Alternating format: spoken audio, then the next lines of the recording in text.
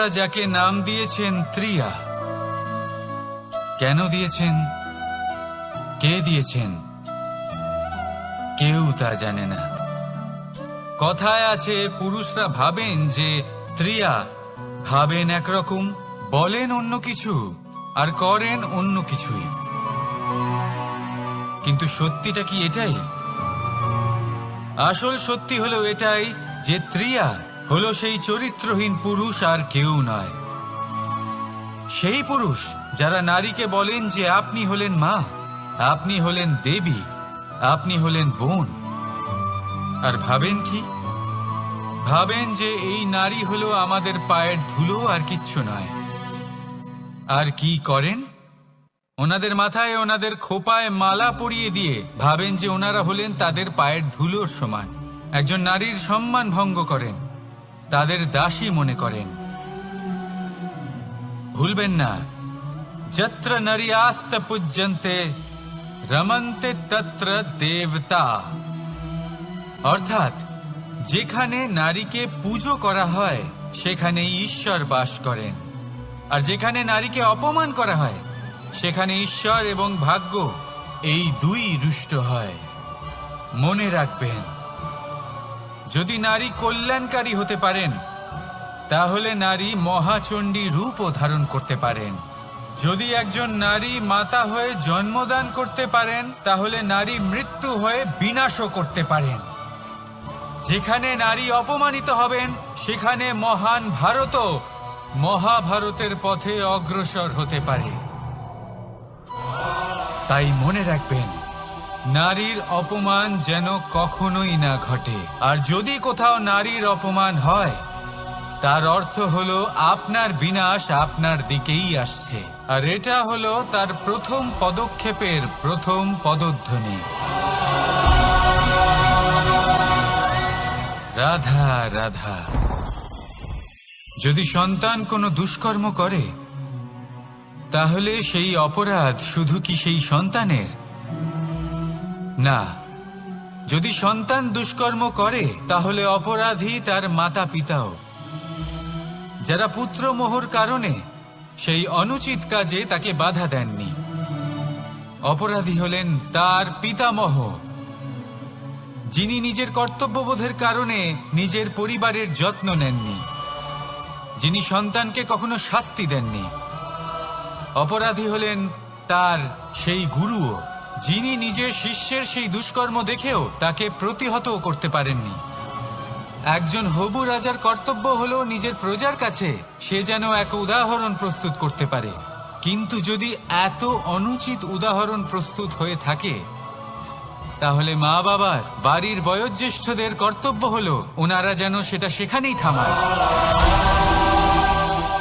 হয় ভালোবেসে নয়তো শাস্তি দিয়ে। যদি না থামানো হয় তাহলে মহাভারত অবশ্যম্ভাবী। বিজয়, বিজয় লাভের জন্য মানুষ কি না করে থাকে,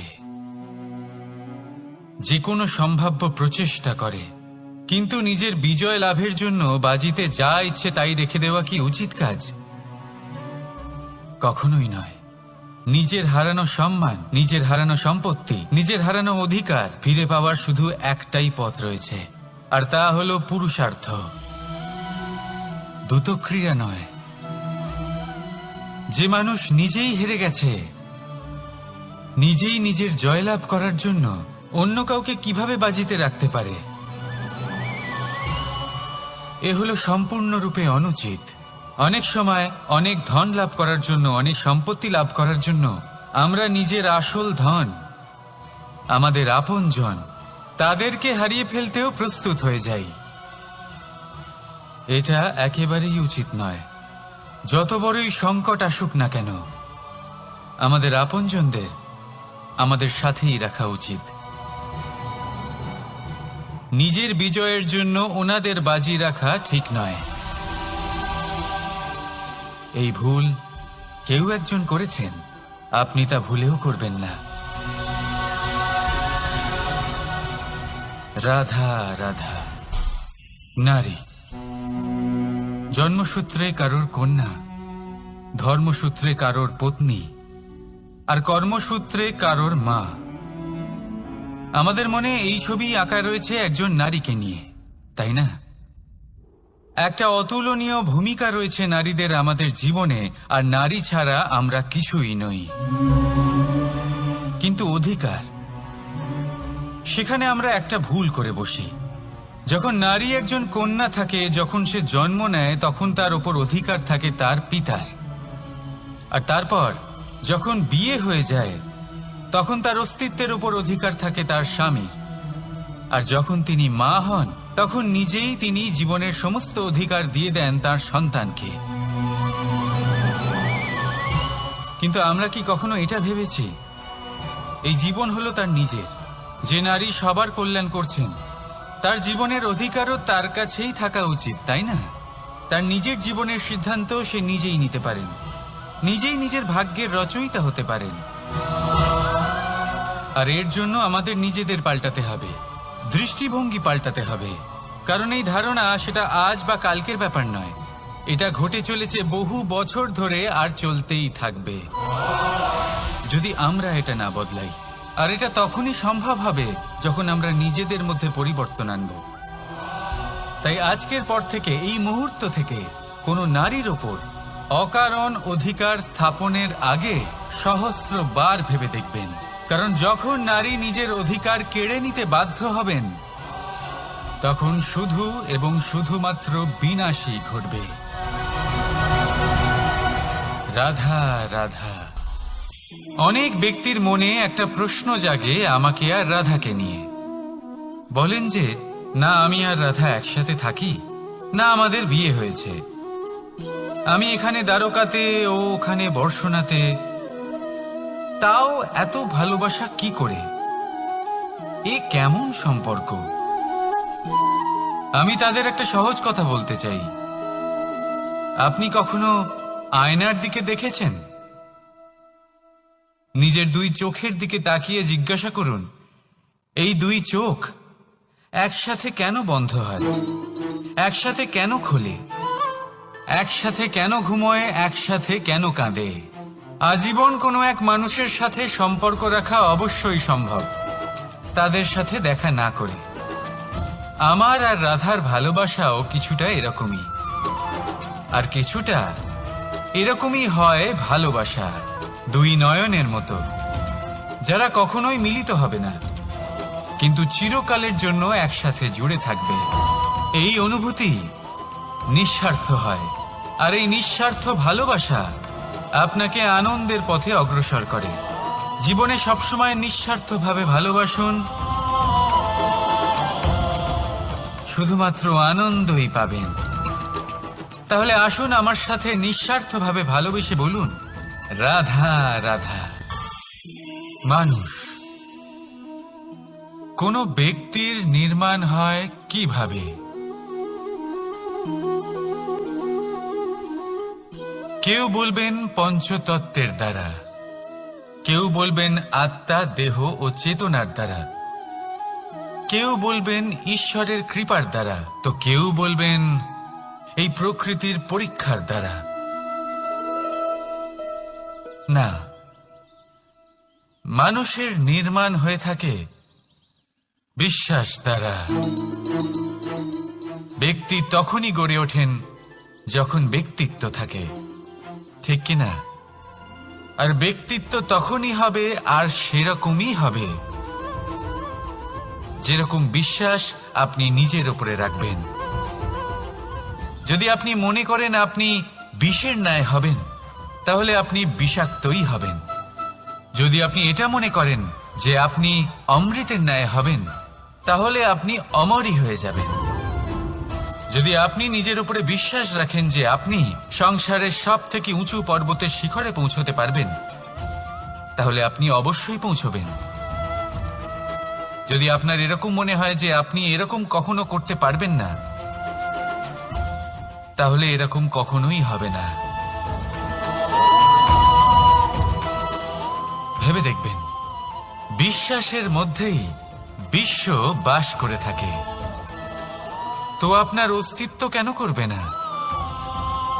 যেমন বিশ্বাস আপনি নিজের উপরে রাখবেন তেমনই আপনি হয়ে উঠবেন। সেই জন্য নিজের উপরে বিশ্বাস রাখুন,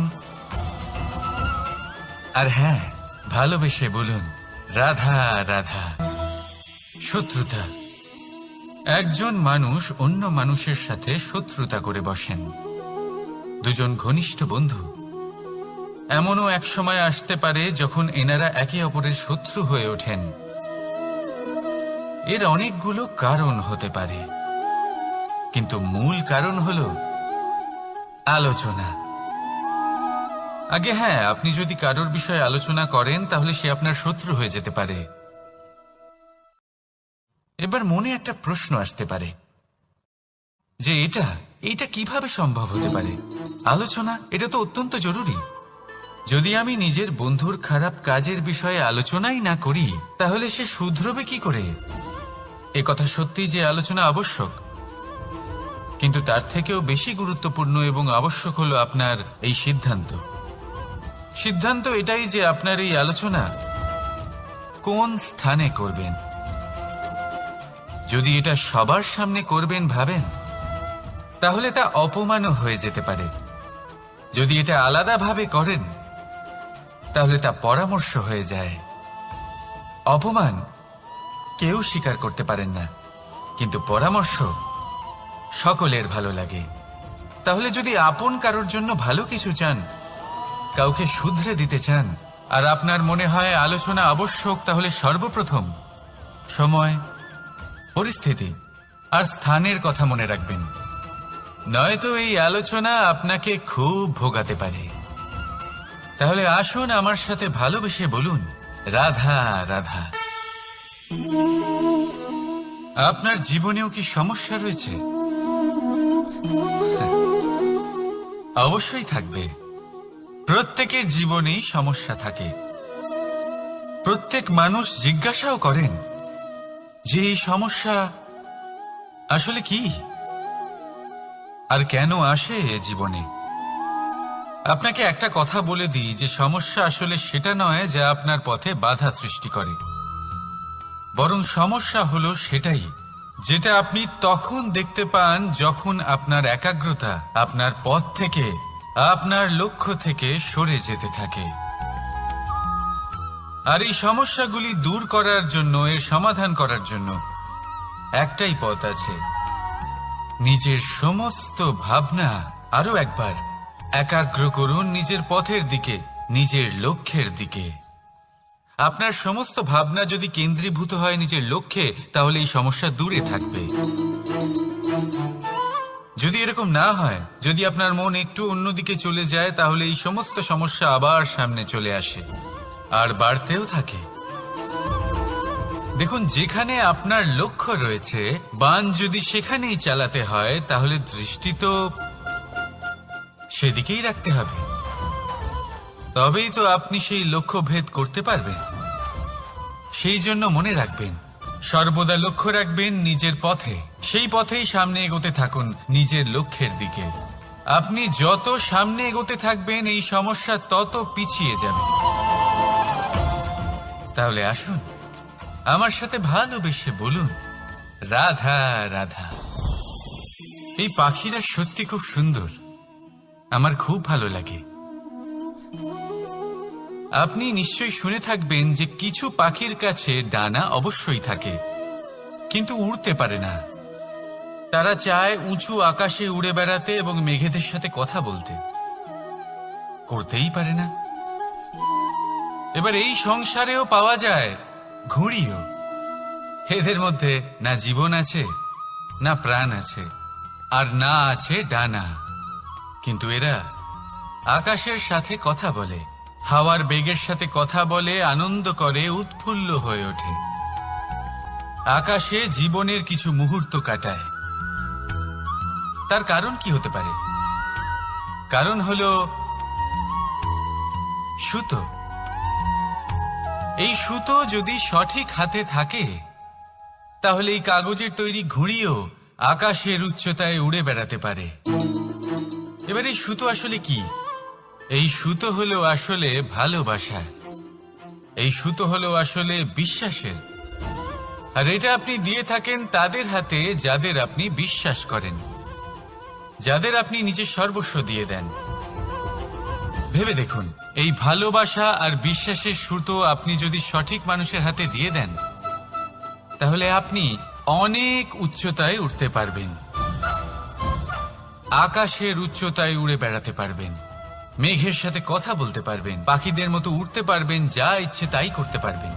শুধু এই মানুষ সঠিক হতে হবে, এমন একজন মানুষ যার মনে আপনার জন্য ভালোবাসা রয়েছে, এমন এক মানুষ যার মনে কোনো স্বার্থ নেই, যিনি পরোপকারী, এমন একজন ব্যক্তি যিনি আপনার অস্তিত্বকে বাইরে নিয়ে আসতে পারবেন, তাকে উজ্জ্বল করে তুলবেন।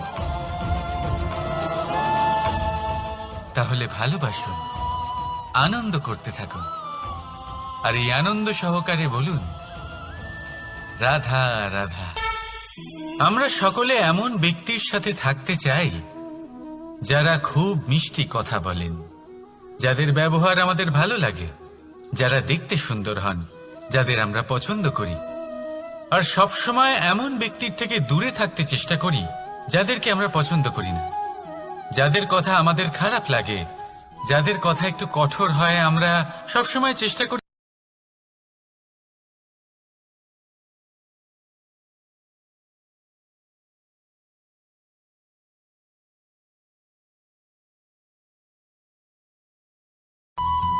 ওষুধও একটু কড়াই হয়, কিন্তু এ কি করে? আমাদের সুস্থ করে তোলে।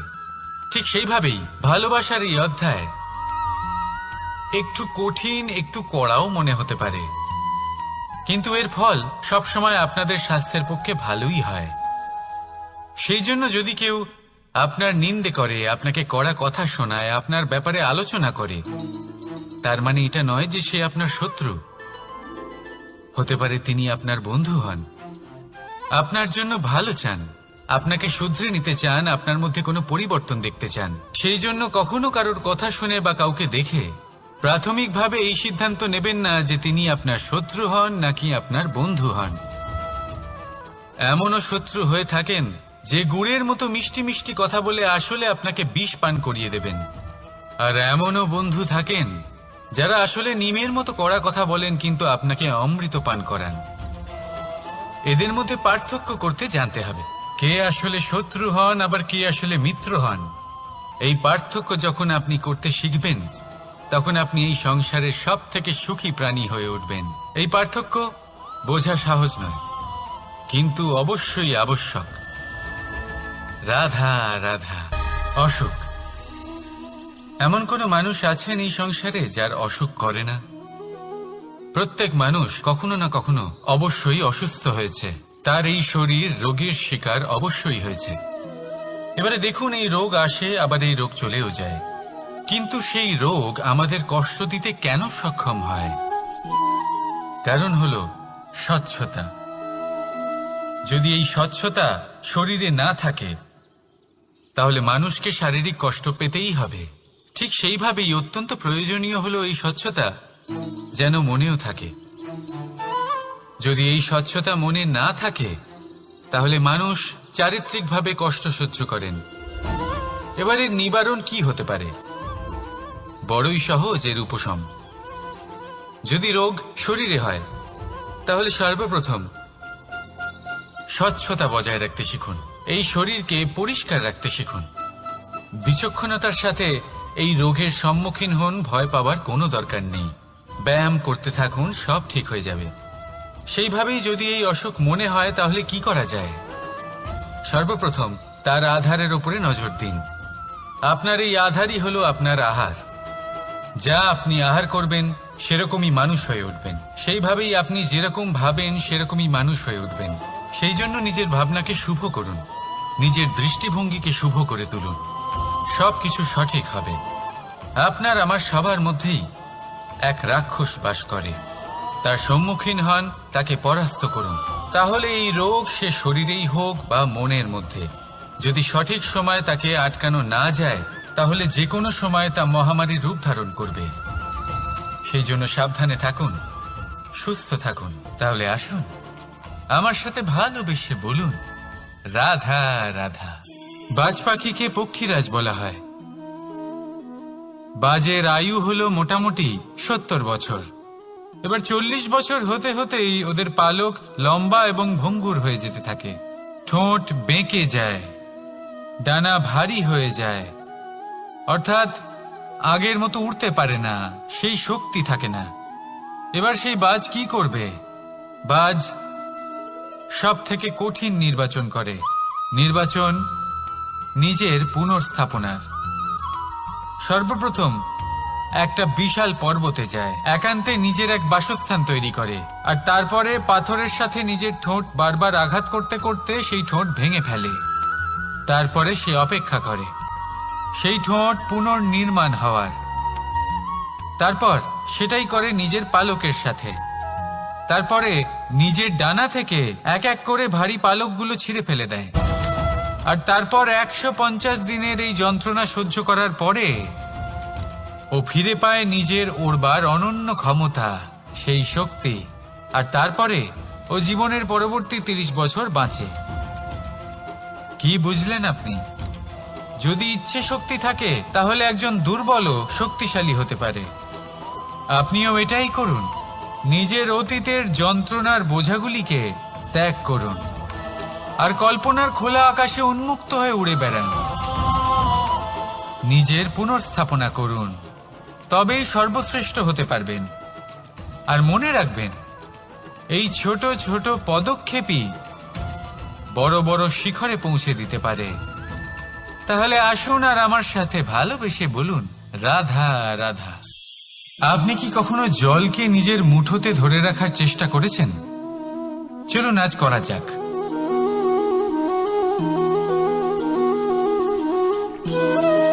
যদি আপনি নিজের মুঠো জোরে বন্ধ করেন, জল ধরে রাখতে পারবেন না। যদি আপনি তাকে এমনি বইতে দেন,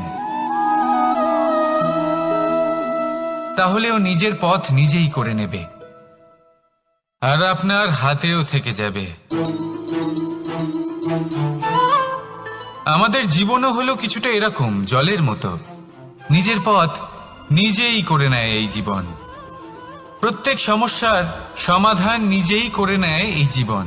তাই জীবনে যখন কোনো পরিস্থিতি আমাদের প্রতিকূল হয়ে থাকে, কিছুই হয়তো আমরা বুঝতে পারছি না, কিছুই যখন বসে থাকে না, তখন আমরা হতাশ হয়ে পড়ি, নিরাশ হয়ে পড়ি। আর এটাই করা উচিত নয়। শান্ত মনে দেখতে হবে যে এই জীবনে আসলে কি ঘটে চলেছে। কষ্ট সবাই ভোগ করেন। কষ্ট পেলে কেউ রেগে যান, রেগে গিয়ে পরাক্রম দেখান। এটাই তো করা উচিত নয়। শান্ত মনে সেটাই করতে হবে যা জীবন আমাদের শেখাতে চাইছে। জীবন আমাদের সব শিখিয়ে দেবে, শুধু মনে রাখবেন কখন প্রয়াস করতে হবে আর কখন আমাদের প্রতীক্ষা করতে হবে, সেটা আগে আপনাকে বুঝতে হবে। তাহলে আসুন আমার সাথে ভালোবেসে বলুন, রাধা রাধা। বল, শক্তি, পরাক্রম এই সংসারের বিকাশের মূল। কিন্তু কখনো ভেবেছেন যে প্রকৃতি আমাদের এই বল, শক্তি, পরাক্রম কেন দিয়েছেন?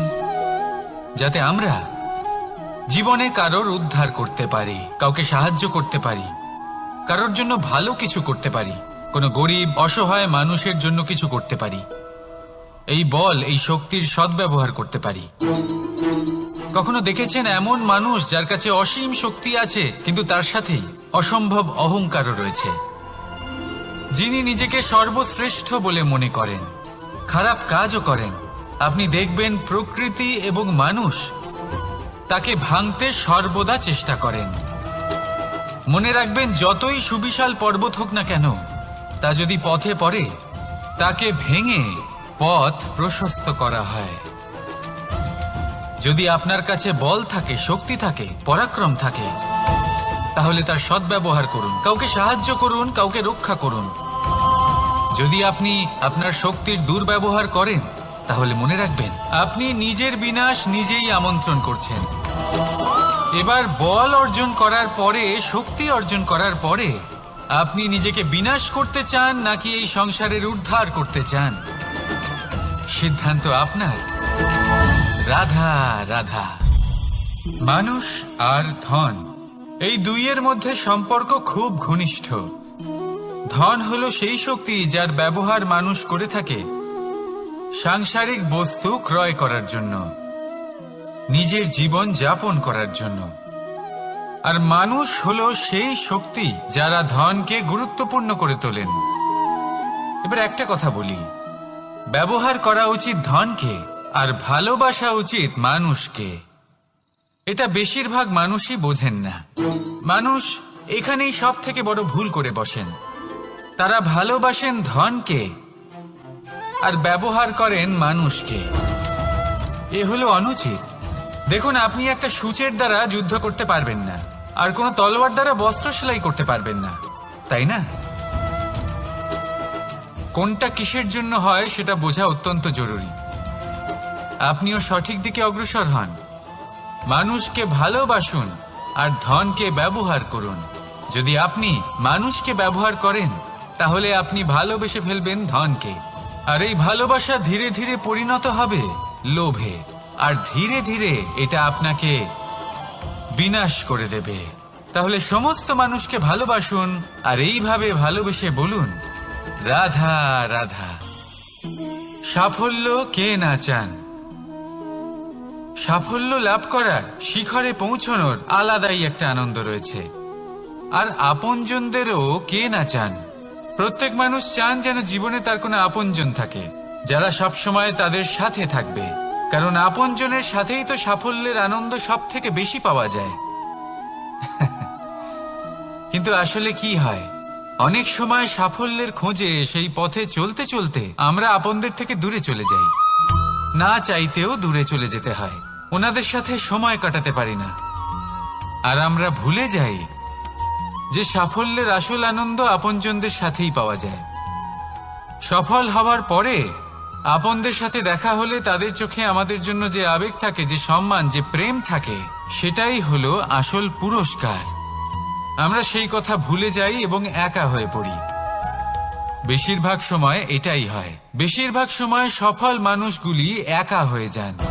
এবার আপনি কি চান? আপনি অসফল হয়ে দিনগুলি একাকিত্বে কাটাতে চান, নাকি সফল হয়ে আপনজনদের সাথে আনন্দে থাকতে চান? সেই সিদ্ধান্ত আপনার। সাফল্যের পেছনে ছুটুন, নিজেকে উজাড় করে দিন, কিন্তু আপনজনদের সঙ্গ ত্যাগ করবেন না। সেই আপনজন যারা আপনার সাফল্যের জন্য দায়ী, সেই আপনজন যিনি আপনার সাফল্যে আনন্দ পান, সুখ লাভ করেন, তাদের কখনো ত্যাগ করবেন না। আসুন আমার সাথে ভালোবেসে বলুন, রাধা রাধা। ভগবান আর ভক্ত যখন এক আকার হয়ে যায়, যখন ভক্ত তার ভগবানের প্রতি এবং নিজের জীবনের উদ্দেশ্যের প্রতি সম্পূর্ণরূপে সমর্পিত হয়, তখন জন্ম নেয় ভক্তি। এই সংসারের সমস্ত আশা হয়তো আপনার সঙ্গ ত্যাগ করে দিতে পারে, তখনও ভক্তি সাথে থাকবে। ভক্ত আর ভগবান যখন এক আকার হয়ে যায়, তাদের মধ্যে কোনো পার্থক্য থাকে না। তারা এক হয়ে যায়, এক ব্যক্তিত্ব, এক অস্তিত্ব। সেই জন্য কখনো জীবনে যে কোনো রূপেই, যে কোনো প্রকারেই, যে কোনো ঈশ্বরকে মান্য করুন। মনের মধ্যে শ্রদ্ধা ভাব জাগ্রত করুন, মনে ভক্তি ভাব জাগ্রত করুন। এই সমগ্র সংসারে সব কিছু আপনাকে ছেড়ে চলে গেলেও তখনও এই ভক্তি শুধুমাত্র আপনার উত্থান ঘটাবে। তাই মনে ভক্তি জাগ্রত করুন আর আমার সাথে ভালোবেসে বলুন, রাধা রাধা। শব্দই হলো শূন্য, শব্দই হলো আরম্ভ, শব্দই হলো অন্ত, শব্দই হলো অমর, শব্দই হলো ব্রহ্ম। এই শব্দ হলো অত্যন্ত বিশেষ। কেউ কাঁদলে তাকে হাসিয়ে তোলে, কেউ হাসলে তাকে কাঁদিয়ে দেয়। কারোর মনে উদ্দীপনা জাগিয়ে তুলতে পারে, আবার কারোর মনে কাঁটা হয়ে বিঁধে থাকতে পারে। একটা অত্যন্ত গুরুত্বপূর্ণ কথা যা বোঝা অত্যন্ত আবশ্যক। আপনার মন, আপনার হৃদয় যতই শুদ্ধ হোক না কেন, যতই পবিত্র হোক না কেন, আপনার দৃষ্টিভঙ্গি যতই স্পষ্ট হোক না কেন, যদি আপনার কথা পবিত্র না হয়, যদি আপনার শব্দ শুদ্ধ না হয়, তাহলে তা আপনাকে আপনার কর্মফল ভোগ করতে বাধ্য করবেই।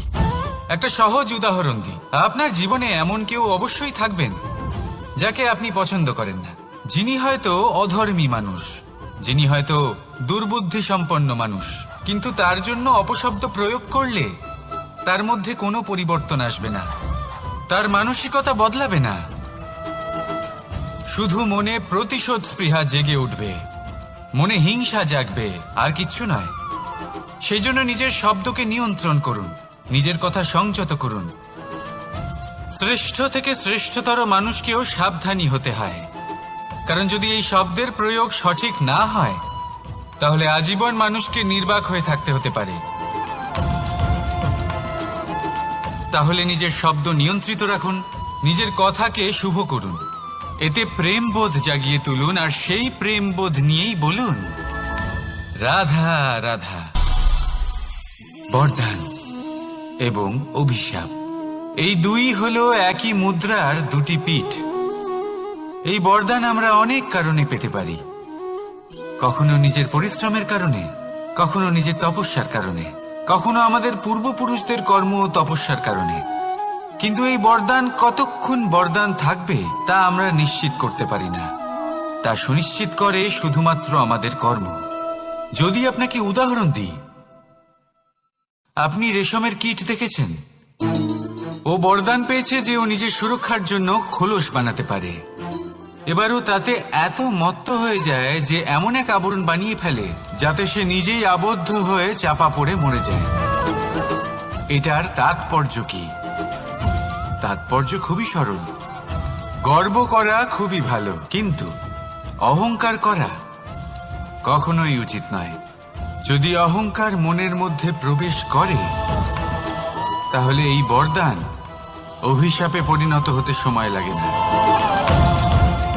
আর যদি কর্মশ্রেষ্ঠ হয় তাহলে অভিশাপও বরদানে পরিণত হয়।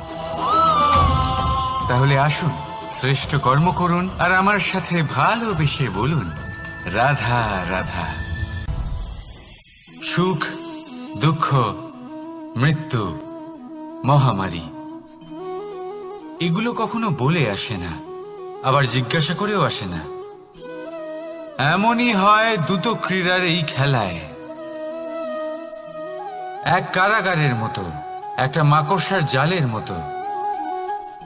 যেমন একটা মাকড়সার জাল একটা পোকাকে নিজের দিকে আসতে আকর্ষিত করে নিজের চমকের দ্বারা, নিজের গঠন দ্বারা, সেরকমই দ্রুত ক্রীড়ার এই খেলা মানুষকে নিজের দিকে আসতে প্ররোচিত করে। শেষে গিয়ে মানুষ আটকা পড়ে।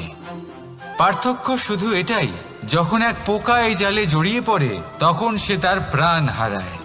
মানুষ যখন এই দ্রুত ক্রীড়ায় আকর্ষিত হয় সে নিজের মান, নিজের ধন সবকিছু হারায়, নিজের বিবেক হারিয়ে ফেলে। কিন্তু আপনি আপনার বিবেক কখনোই হারাবেন না। যদি আপনার মনে লোভ চলে আসে আপনি লোভী হয়ে ওঠেন। যদি আপনি দ্রুত ক্রীড়ার এই খেলায় আটকা পড়েন তাহলে মনে রাখবেন এই খেলা থেকে ফিরে আসা প্রায় অসম্ভবই বলা যায়। নিজের বিবেক কখনো হারাতে দেবেন না, কারণ বিনাশ আসার প্রথম লক্ষণ হলো বিবেকের বোধ চলে যাওয়া। এই প্ররোচনায় কখনো পা দেবেন না। আর আমার সাথে ভালোবেসে বলুন রাধা রাধা। বিজয়, বিজয় লাভের জন্য মানুষ কি না করে থাকে, যে কোনো সম্ভাব্য প্রচেষ্টা করে। কিন্তু নিজের বিজয় লাভের জন্য বাজিতে যা ইচ্ছে তাই রেখে দেওয়া কি উচিত কাজ? কখনোই নয়। নিজের হারানো সম্মান, নিজের হারানো সম্পত্তি, নিজের হারানো অধিকার ফিরে পাওয়ার শুধু একটাই পথ রয়েছে, আর তা হলো পুরুষার্থ, দ্রুত ক্রীড়া নয়। যে মানুষ নিজেই হেরে গেছে, নিজেই নিজের জয়লাভ করার জন্য অন্য কাউকে কিভাবে বাজিতে রাখতে পারে? এ হলো সম্পূর্ণরূপে অনুচিত। অনেক সময় অনেক ধন লাভ করার জন্য, অনেক সম্পত্তি লাভ করার জন্য আমরা নিজের আসল ধন, আমাদের আপনজন, তাদেরকে হারিয়ে ফেলতেও প্রস্তুত হয়ে যাই। এটা একেবারেই উচিত নয়। যত বড়ই সংকট আসুক না কেন, আমাদের আপনজনদের আমাদের সাথেই রাখা উচিত। নিজের বিজয়ের জন্য ওনাদের বাজি রাখা ঠিক নয়। এই ভুল কেউ একজন করেছেন, আপনি তা ভুলেও করবেন না। রাধা রাধা। নারী জন্মসূত্রে কারোর কন্যা, ধর্মসূত্রে কারোর পত্নী, আর কর্মসূত্রে কারোর মা। আমাদের মনে এই ছবি আঁকা রয়েছে একজন নারীকে নিয়ে, তাই না? একটা অতুলনীয় ভূমিকা রয়েছে নারীদের আমাদের জীবনে, আর নারী ছাড়া আমরা কিছুই নই। কিন্তু অধিকার, সেখানে আমরা একটা ভুল করে বসি। যখন নারী একজন কন্যা থাকে, যখন সে জন্ম নেয়, তখন তার ওপর অধিকার থাকে তার পিতার। আর তারপর যখন বিয়ে হয়ে যায়, তখন তার অস্তিত্বের উপর অধিকার থাকে তার স্বামীর। আর যখন তিনি মা হন, তখন নিজেই তিনি জীবনের সমস্ত অধিকার দিয়ে দেন তার সন্তানকে। কিন্তু আমরা কি কখনো এটা ভেবেছি এই জীবন হলো তার নিজের? যে নারী সবার কল্যাণ করছেন, তার জীবনের অধিকারও তার কাছেই থাকা উচিত, তাই না? তার নিজের জীবনের সিদ্ধান্ত সে নিজেই নিতে পারেন, নিজেই নিজের ভাগ্যের রচয়িতা হতে পারেন। আর এর জন্য আমাদের নিজেদের পাল্টাতে হবে, দৃষ্টিভঙ্গি পাল্টাতে হবে। কারণ এই ধারণা সেটা আজ বা কালকের ব্যাপার নয়, এটা ঘটে চলেছে বহু বছর ধরে, আর চলতেই থাকবে যদি আমরা এটা না বদলাই। আর এটা তখনই সম্ভব হবে যখন আমরা নিজেদের মধ্যে পরিবর্তন আনব। তাই আজকের পর থেকে, এই মুহূর্ত থেকে, কোনো নারীর ওপর অকারণ অধিকার স্থাপনের আগে সহস্রবার ভেবে দেখবেন। কারণ যখন নারী নিজের অধিকার কেড়ে নিতে বাধ্য হবেন, তখন শুধু এবং শুধুমাত্র বিনাশই ঘটবে। রাধা রাধা। নারী, পুরুষরা যাকে নাম দিয়েছেন ত্রিয়া, কেন দিয়েছেন, কে দিয়েছেন, কেউ তা জানে না।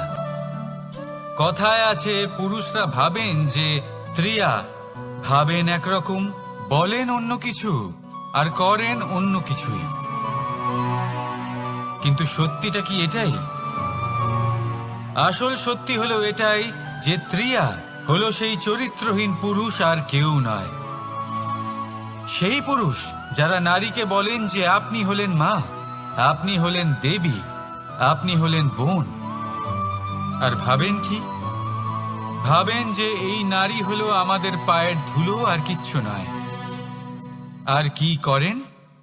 ওনাদের মাথায়, ওনাদের খোপায় মালা পরিয়ে দিয়ে ভাবেন যে ওনারা হলেন তাদের পায়ের ধুলোর সমান। একজন নারীর সম্মান ভঙ্গ করেন, তাদের দাসী মনে করেন।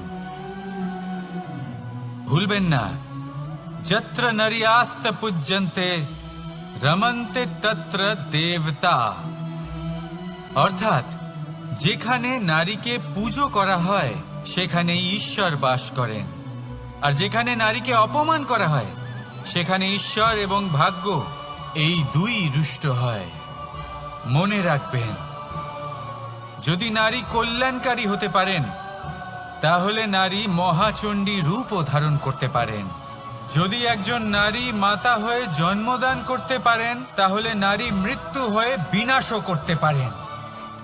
যেখানে নারী অপমানিত হবেন, সেখানে মহান ভারতও মহাভারতের পথে অগ্রসর হতে পারে।